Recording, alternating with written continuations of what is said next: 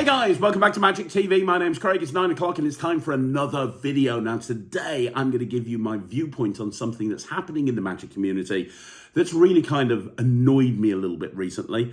You can call it a rant if you want to, but I'm going to try and stick to doing this with no swearing. However, when I start doing these things, it might happen, so you have been warned.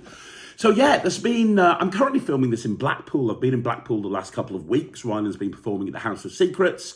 While I've been here, it's been my birthday, and I've kind of looked at this as a bit of a holiday. I've been working from here, and I've been performing and, teching Ryland's show, but it has been very much a downtime for me, and I've had a lot of time to myself. I've not been in the office every day. The guys in the office have handled that, so it has been a bit of a holiday for me. And I've had a chance to do something that I don't normally do, which is kind of surf YouTube. I don't really have much time to go on YouTube other than the channels that I, regularly kind of keep an eye on. And I've been watching a lot of performances from a lot of different magicians. Many magicians, most of which I've never heard of before. And first of all, there's some incredible performances. I mean, just by watching it and watching so many videos as I have over the last few weeks, I'm telling you right now, Magic's in a good place. There are some incredible up-and-comers that are coming up in this industry that I think, based on the videos I'm watching, are going to be huge. And the whole social media thing and more videos than ever before, that's great. I really do think that's great. And there's so much good stuff going on. The thing that's really been annoying me, and it's not everybody, it's a very small percentage, I'll probably say about 20% of the videos that I saw this happen to, is watching videos of magicians doing tricks, and they are literally just doing it word for word, no difference. They are performing it and doing it exactly as the instructions say. And I've been reading on various different forums on social media, on Facebook and various different online forums, and there's been a couple of people talking about this very subject. And one thing that people have been saying is that they don't really try to stamp their own personality on a trick. What they want is they want the instructions, they want to know how it works, and they want to watch the performance, and then they want to go out and do it exactly like that. And that's really frustrating to me. And the reason it is because maybe I'm an old fart now, maybe I'm getting on a bit, but when I got into Magic, and first of all, before I go down this route, I do want to say, I'm an advocate of having live performances on videos. Please remember that. I'm the one in every view that says, hey, this needs a live performance.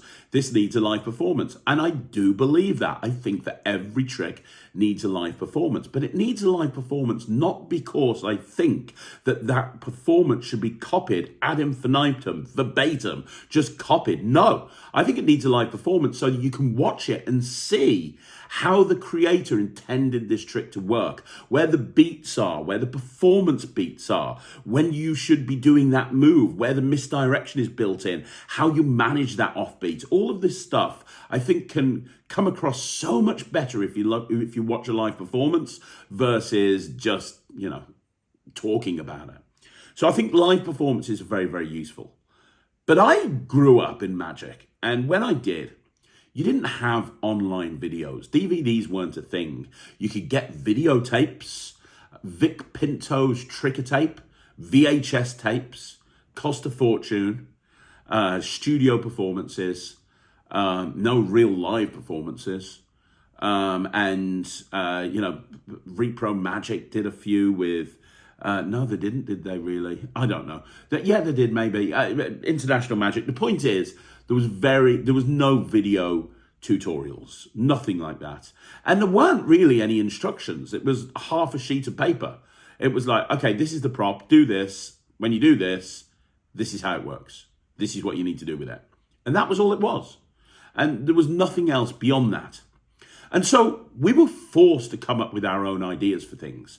We're forced to come up with our own routines. And, back when I was, I don't want to say a kid because I didn't get into Magic until I was 18, but back when I was first into Magic, what I used to do is I used to learn a trick And then I would sit there and think, right, okay, how can I make that my own? How can I routine that into something that works for me? Okay, so this is the trick. The card comes to the top of the deck. So what else can I do with this? How can I make it different presentationally? What presentation can I put on it? What moves do I know that allow me to do this in a different way? Or, I'd look at a deck and I'd be like, okay, this is what this deck does, but it's got to be able to do something else. What else can it do? And the stuff that you see me talking about on the Cheeky project and on the, the Mirage coin set and the Invisible Deck project, Visible, and all these different projects that I've done over the last couple of years, where I take an existing item and I try to turn it on its head and show people how you can do it in a different way. Every single one of those, it came from my desire when I got into magic to try and stamp my own personality on any trick that I did. It's why I don't really do the traditional sponge ball routine in close-up. The reason I don't do it is because everybody and their bloody mother does it. You won't see me doing Omnideck either. I don't do Omnideck. I love Omnideck. I'd love to do Omnideck. I did Omnideck for years, but everybody does Omnideck. It's why I don't do Extreme Burn as an opener. I use it as like a pseudo pickpocketing style routine because I wanted to make it different. I'm really, really passionate about not performing my tricks or my effects or my routines the same way as everyone else. But the problem is, what I'm seeing from looking on YouTube and Facebook and various different discussion forums is people feel entitled. They don't want to go through the trouble of making a routine unique for them. They want to just take the trick and they just want to go and perform it as is. They just want the tutorial to show them how to do it, and then they want to go out and do it. And I'm seeing people going out there these days, and that's all they do. They do the trick as is, and they don't change it around. And you don't see anywhere near as much creativity when it comes to routining or when it comes to what the actual trick is presented when they've actually bought it. And all of these wonderful videos that are being put on YouTube and TikTok and Facebook and Instagram would be so much better if people thought about how they could actually stamp their own personality on the trick. How can we take that trick and make it different? How can we take that trick and make it so that it's not what it is?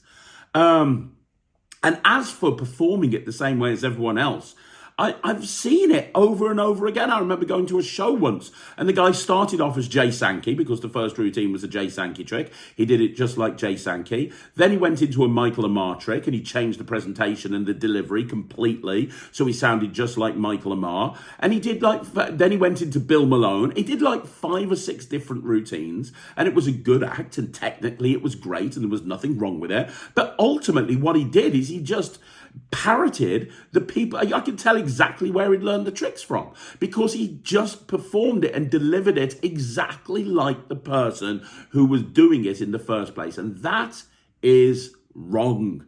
I really think that, you should try and put your own personality onto it. I really think that you should think about how you actually present your magic.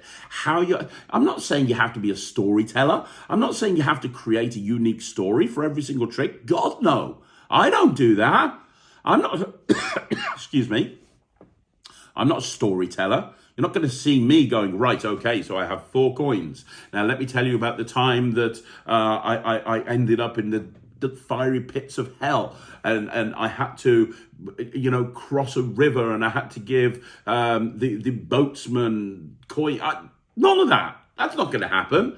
But I do think about how I present my magic. I do think about how to actually perform it. I do think about how to present it. I do think about the routine behind it.